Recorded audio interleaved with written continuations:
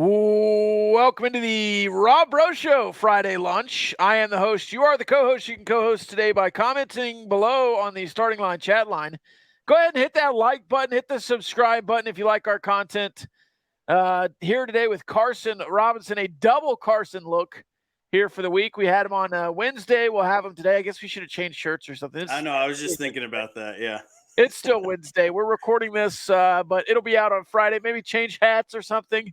Got the Rob Bro Show hat around here somewhere. There we go. But it is the starting line, counseling, chat line down below. We're in the Diversified Lender studio. There we go. Now they'll never know, Carson. New hat.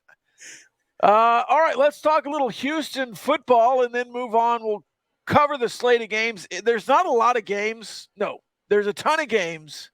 Not a lot of good ones. Not a lot of good games. This is maybe the first 2-week stretch of football that's just poor quality that I can remember. Now, there are a couple of games that I would say were good, but there were 0 in week 0. I mean, were there any games you were looking forward to in week 0? I mean, I guess Notre Dame Navy, but no, wasn't even looking forward to that because it was going to be exactly what happened. So I don't know that there's any games beside Texas Tech, Wyoming that I'm really looking forward to. Now, we talked Big 12 football on Wednesday. We'll skip that here in this show. I did say TCU Colorado was intriguing to me, but still a 20-point line, and it's only intriguing because it's Coach Prime, right? Yeah, that's the only reason it's intriguing is what is Colorado going to look like? And what does TCU look like because they lost a lot. That game was so ugly last year. It's going to be in Fort Worth this year. Especially TCU on defense. What are they going to look? Because they lost a handful of guys, big-time guys on the defensive side. So we talked about Houston and UTSA as well. That's probably the game of the week in the Big 12, maybe the game of the week in the entirety of the college football landscape. There's a few more that we'll talk about. Yeah, there's a couple more. There's some conference games in a couple of different conferences. The ACC has some conference games. The SEC has some conference games. You've got some Carolina matchups in North versus South Carolina. You've got some blue bloods going at it in week 1. You've got some blue bloods. Sorry, I just got a text about the NFC North for some reason. He was going to ask me to power rank the NFC North, but he missed the show. He missed the Wednesday show. But let's go to Houston and some Dana Holgorsen quotes from yesterday or from Tuesday that Joseph Duarte posted.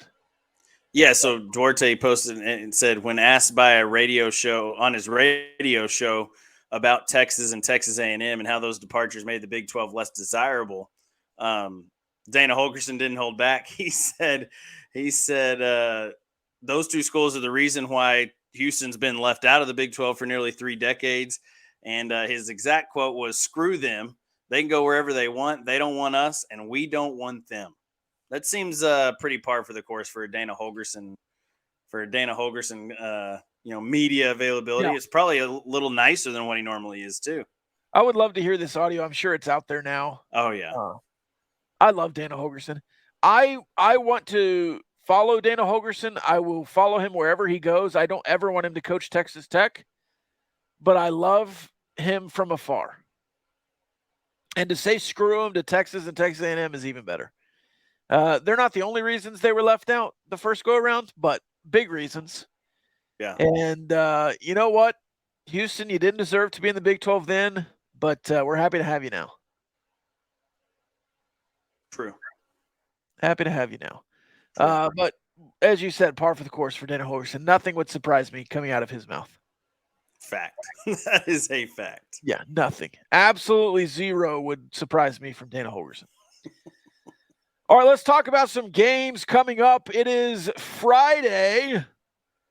Tonight's matchups, Central Michigan, Michigan State. Do you have any thoughts on that one? Well, and before we get to Fridays, Thursday, last night, Florida and Utah.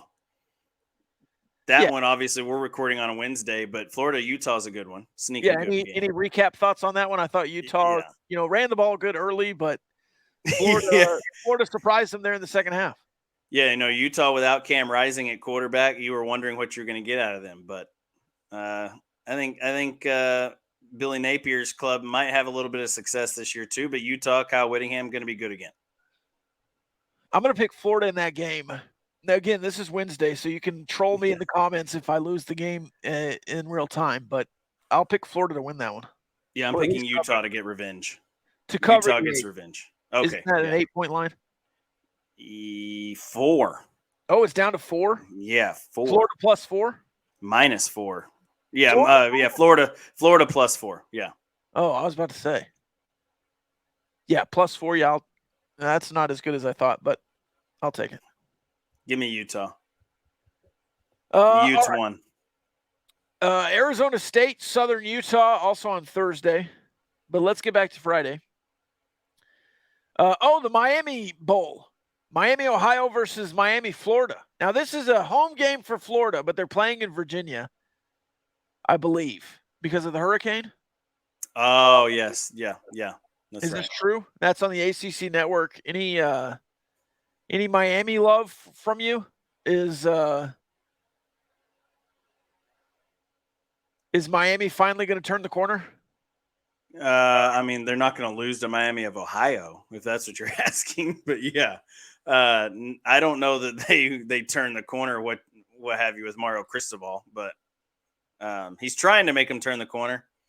This isn't technically a home game, but because it's turned into a neutral site, but it is listed as a home game for Miami.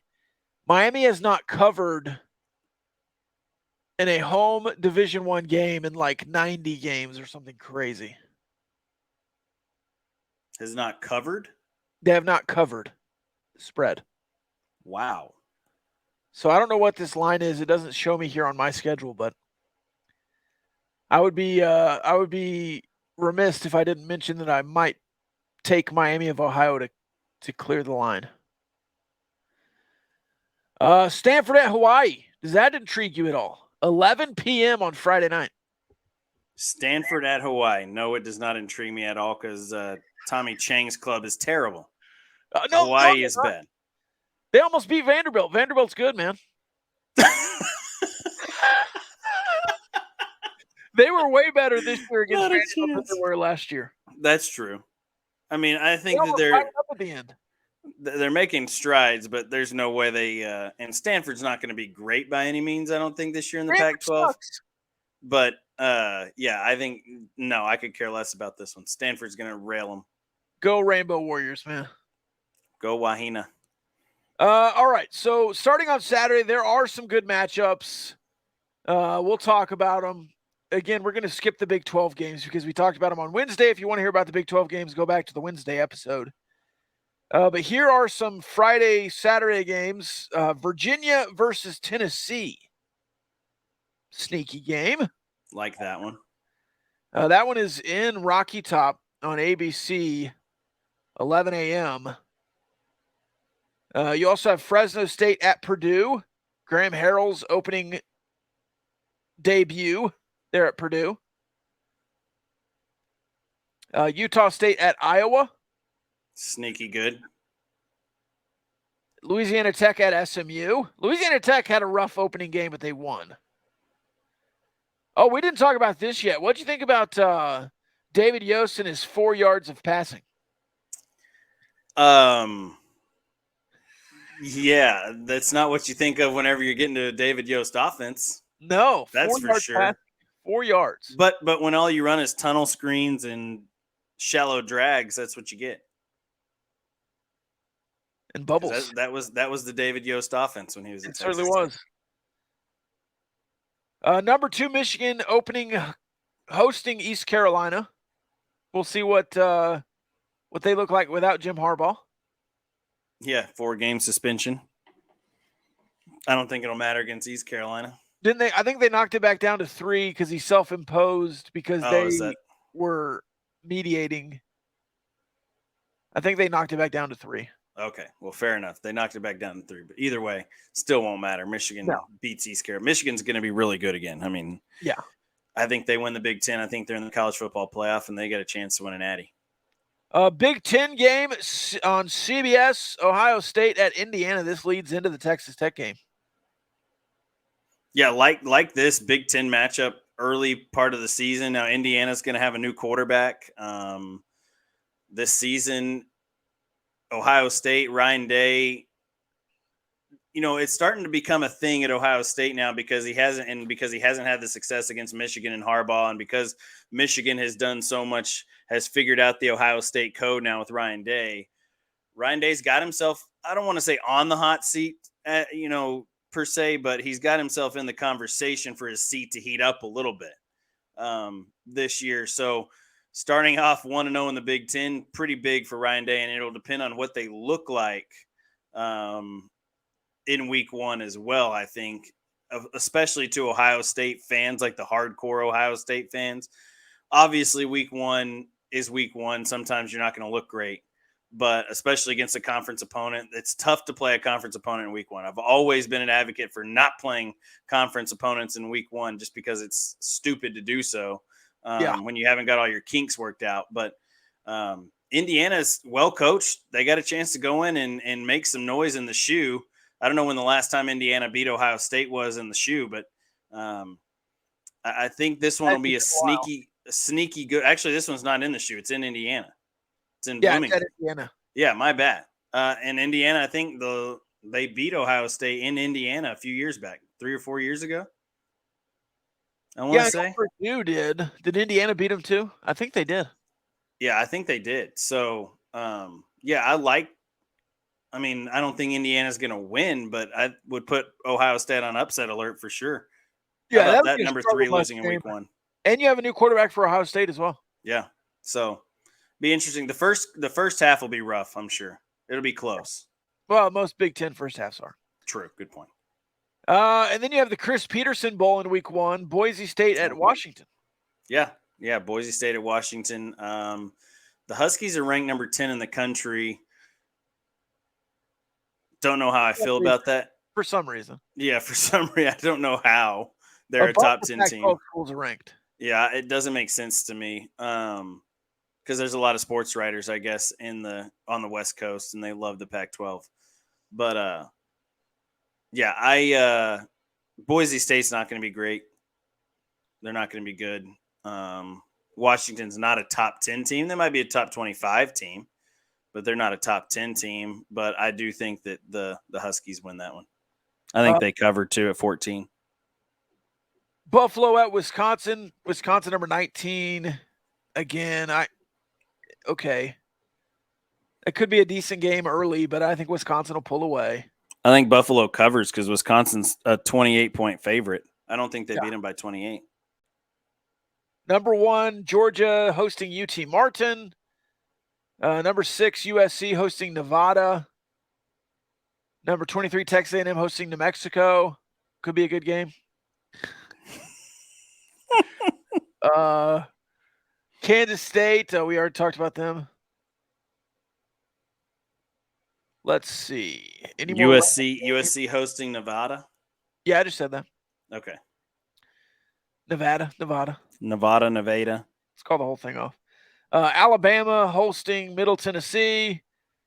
All right, here we go. Number 21, North Carolina versus South Carolina. Love this matchup. Love it. This is what week one should be about. Yeah. Big time non-conference games. Week one. Beautiful to see.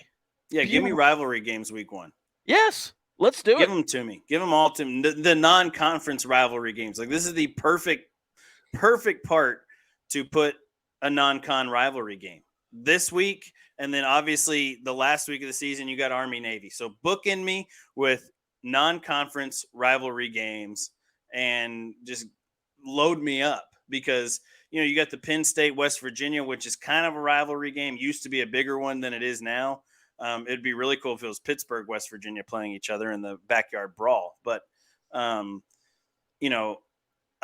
love this game. Love it for South Carolina and for North Carolina. It's gonna tell you a lot about what Mac Brown's squad going to look like. Tell you a lot about what Shane Beamer's Spencer Rattler led South Carolina team is going to look like too. I really like South Carolina in this game, to be honest with you as well. So in the Dukes Mayo Classic in Charlotte. Really, really like South Carolina in this. Yeah, neutral site too. Yeah, I guess that's at the Panther Stadium. Yeah, Bank of America. Very nice. Yeah, yep. -2.5. Give me North South Carolina. Well, I'll take North Carolina just to be different. Fair enough. You like Uh, Mac Brown. no, I like Drake May. That's fair. Toledo at Illinois. Old Burt Bielema. Burt Bielema? Burt. Is that what we're calling him now? Yeah, I call him Burt. South Alabama at number 24, Tulane. Speaking of the AAC, in the last episode, the AAC could be run by Tulane. Then you get to Sunday, Oregon State at San Jose State, and then LSU versus Florida State, the game of the week, number 5 versus number 8 in Orlando. At 6:30 on Sunday night on ABC. It's a good thing they have turf down at Camping World Stadium now, because it would be sopping wet. Yeah. With the old grass. Of course, they would probably put a tarp over it, but hopefully they'll be able to play that game on Sunday. Hopefully the hurricane and the weather clears out of the Orlando area by then, and we get to watch this game, and it's exactly what we want. You know, LSU is a 2.5-point favorite. You want to see 2 top 10 teams play each other, and you know these are the 2 blue bloods. You know, you could say of college football, in Florida State and Louisiana State. So, you know, Brian Kelly's team in his second year, that Mike Norvell in his second year or third year at Florida State started off rough last year, had a pretty good season at Florida State. So, and they played well at the end of the season, and they like what they have coming back at quarterback. LSU likes what they have coming back pretty much everywhere. So, LSU's got a chance to contend for an SEC West title this season, and it's got to start. Obviously, this game doesn't mean a whole lot as far as that's concerned, but if LSU wants to win a national title, wants to be in the college football playoff this year, you have to be really good in week 1. Same for Florida State? Same for Florida State. Yeah, if you can beat LSU in week 1, you're looking at a top 5 ranking, top 4 probably. And that puts you in the conversation early. And then I don't know that anybody else in the ACCs, with Sam Hartman leaving from Wake Forest, and that, you know, is what they've been in the past either. So Florida State's got a chance to win the ACC, run the table, and be in the college football playoff for the first time. It's really rare that you have playoff implications in a week 1 matchup, but right. I would say this game has playoff implications. Yeah, and if you win this game, especially if you go and you lose one conference game in the year, and if you're LSU, you lose to Alabama, say, and then you end up, you know, somehow being, this is your only loss on the season is against number 1 Alabama if they end up winning the SEC, and then you have this big win against the Florida State team who then goes and runs the table in the ACC. That helps you along the way too, with this win this week. So, this is a big game for both of these 2 teams. I think it's bigger for Florida State just because their strength of schedule isn't as good as the ACC.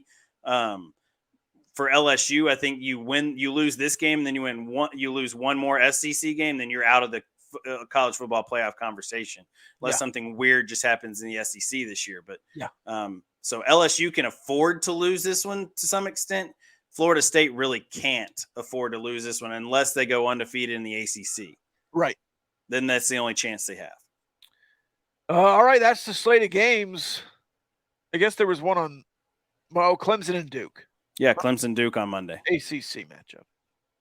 Yeah, Clemson going to Duke. You know, Duke, a bowl team last year. Mike Elko.